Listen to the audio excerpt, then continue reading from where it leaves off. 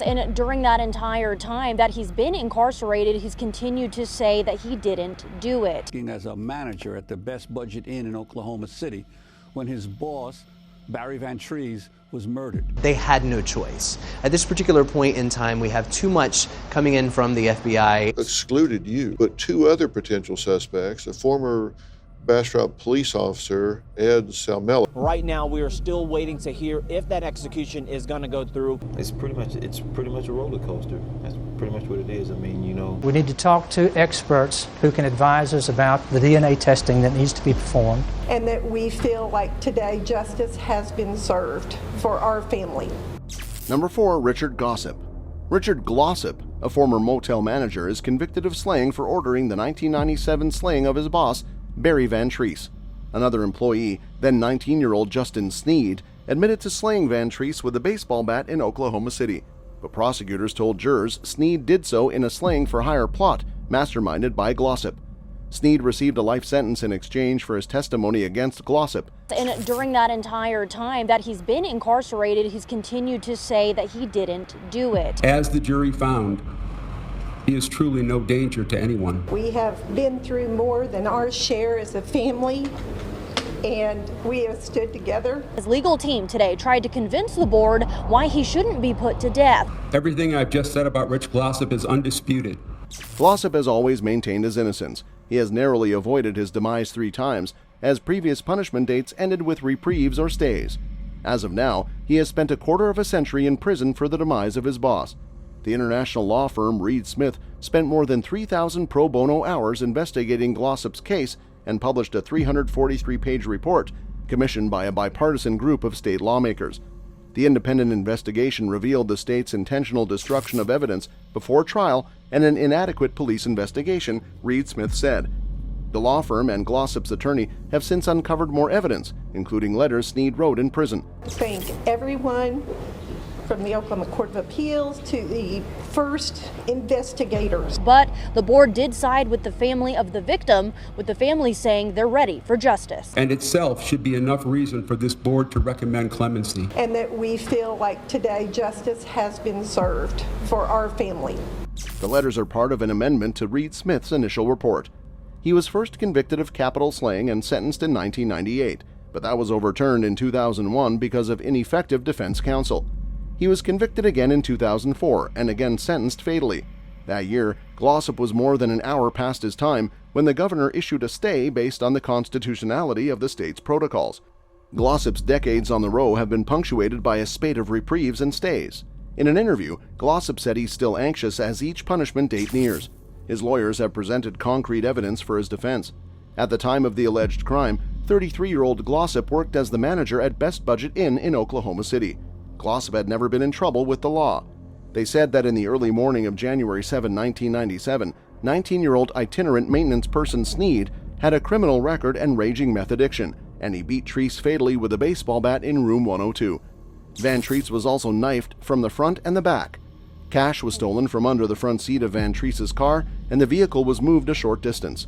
Sneed was captured and eventually admitted he took Treese's life, at one point describing it as a botched robbery. The most damning evidence is that Sneed's fingerprints and DNA were found all over the crime scene and on the money he stole from Van Treese. There is no forensic evidence tying Glossip to the slaying. In April of 2023, Oklahoma's Attorney General asked for a new trial in the case.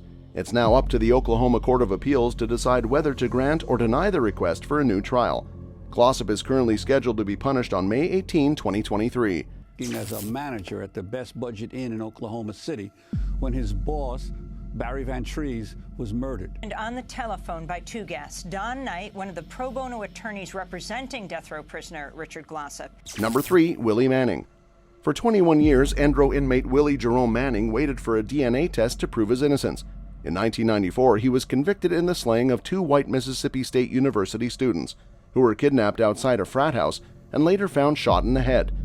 Manning was a black man facing an all-white Southern jury, and the cards were already stacked against him. The prosecutor's case relied on testimony from a jailhouse snitch and a woman who wanted to see her own criminal charges disappear, and an FBI expert who had a hair sample linked Manning to the scene. Manning was convicted and sentenced fatally, but on May 7, 2013, he got an 11th hour stay of his fatal punishment. The The reprieve came days after the Department of Justice delivered letters calling the Federal Bureau of Investigation's microscopic hair comparison analysis flawed. While there wasn't a positive match, the FBI expert stated or implied that a questioned hair could be associated with a specific individual to the exclusion of all others. They had no choice. At this particular point in time, we have too much coming in from the FBI. We need to talk to experts who can advise us about the DNA testing that needs to be performed. Willie Manning's lawyers say they don't even know for certain how long the stay of execution may last. Rob Mink, an attorney for Manning, said that the FBI's hair analysis was drilled into jurors during closing arguments.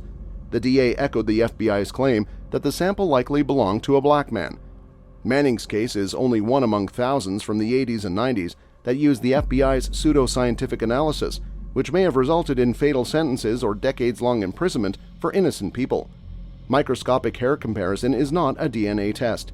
Rather, follicles are put under a microscope and inspected against hair samples of parties involved in a crime. In 2009, the National Academy of Science called it highly unreliable. As early as 1984, the FBI acknowledged that microscopic hair comparison couldn't positively determine whether hair belongs to a certain individual. The admission, however, didn't stop its experts from using it. In 2013, Manning came within hours of being punished, but the Mississippi Supreme Court stayed his punishment after the Justice Department admitted that the FBI's bullet and hair analysis was invalid. After more than 20 years on Mississippi's End Row, Manning was finally exonerated. He was the 153rd person exonerated since 1973 and fourth from Mississippi.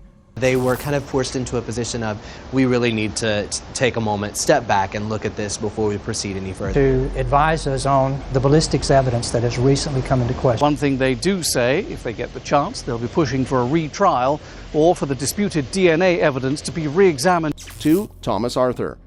Thomas Arthur was convicted of the February 1, 1982 slaying of Troy Wicker, a Muscle Shoals barge engineer. Judy Wicker, Troy's wife, testified that she had an affair with Arthur while he was in a work release program. Arthur, with Judy Wicker following, entered the house and shot Troy Wicker while he was sleeping. At the time, Arthur was serving a life sentence for the 1977 slaying of Eloise West, the sister of his common-law wife. Wicker testified that she paid Arthur $10,000 from a $90,000 life insurance policy. Judy Wicker initially told authorities that an assailant who was black broke into the house, shot her husband, and physically exploited her. But phone records and a tip about an inmate with an unusual amount of money on his person led them to Arthur.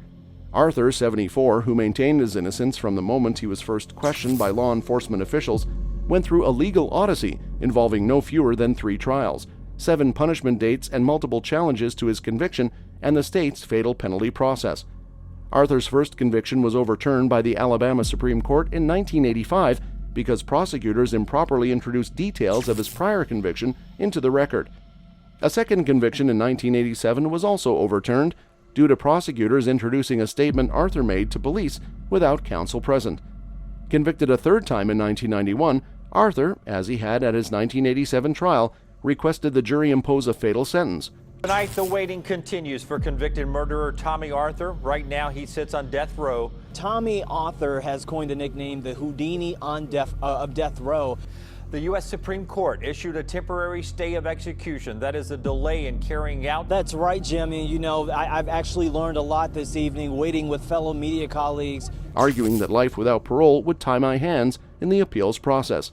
The inmate pursued that process through the state and federal courts, with his challenges often sparing him from punishment with hours to spare. A 2001 punishment was put off so the federal courts could hear his challenge based on representation.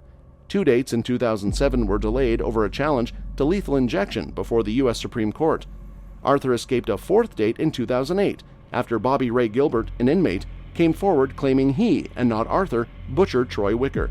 Waiting for his execution. Welcome in. I'm Jim Dunaway. Just before Arthur's scheduled lethal injection, the Supreme Court justice handed down that stay just 20 minutes before he was scheduled to die by lethal injection. Right now, we are still waiting to hear if that execution is going to go through. The state courts rejected the claim, saying there was evidence Arthur helped Gilbert prepare an affidavit.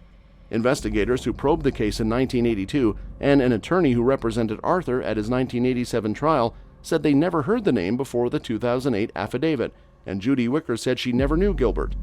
Arthur's attorneys fought for him, noting the lack of physical evidence at the scene and arguing that more advanced DNA testing on a wig used in the crime might exonerate Arthur. The defense offered to pay for it, but the state refused. In the end, innocent or guilty, Arthur could no longer outrun his punishment and was put down on May 26, 2017. Number 1. Rodney Reed. Rodney Reed was a man with a troubled past, but his story really begins with his arrest in 1996. Reed was accused of exploiting and slaying Stacy Stites, a 19-year-old woman from Texas. The prosecution argued that Reed, who had been in a secret relationship with Stites, took her life in a fit of jealousy when she ended things with him. Reed, however, maintained his innocence throughout his trial and subsequent appeals. The case against Reed was largely circumstantial. The prosecution pointed to DNA evidence found on Stites' body as proof of Reed's guilt. However, Reed's defense team argued that his DNA evidence was inconclusive and that there were several other suspects who had motive to slay Stites. Being innocent of a case, something like this here, and spending all this time and family and all that factors in, but then excluded you. But two other potential suspects, a former Bastrop police officer, Ed Salmella. It's pretty much a roller coaster. That's pretty much what it is. I mean, What do you think of that? I honestly think that they used that Hispanic guy as a scapegoat. Despite the lack of concrete evidence tying Reed to the crime, he was found guilty and sentenced fatally in 1998. The case received national attention, with many people, including celebrities and politicians, calling for a re-examination of the evidence and Reed's sentence. In 2019, the case took a dramatic turn when new evidence came to light that suggested Reed was innocent. A former prison inmate claimed that Stites' fiancé, a police officer named Jimmy Fennell, had confessed to slaying her. Fennell had a history of violence against women and had been convicted of kidnapping and exploiting a woman while on duty as a police officer. Courts halted his impending punishment after calls for further review of his conviction, as the new evidence sparked a wave of support for Reed, with many people calling for his release from prison. Later on, the Texas Court of Criminal Appeals granted Reed an indefinite stay of punishment. His defense team is continuing to fight for a new trial and have his conviction overturned.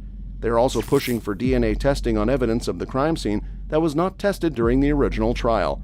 That's all for today, folks. See you next time.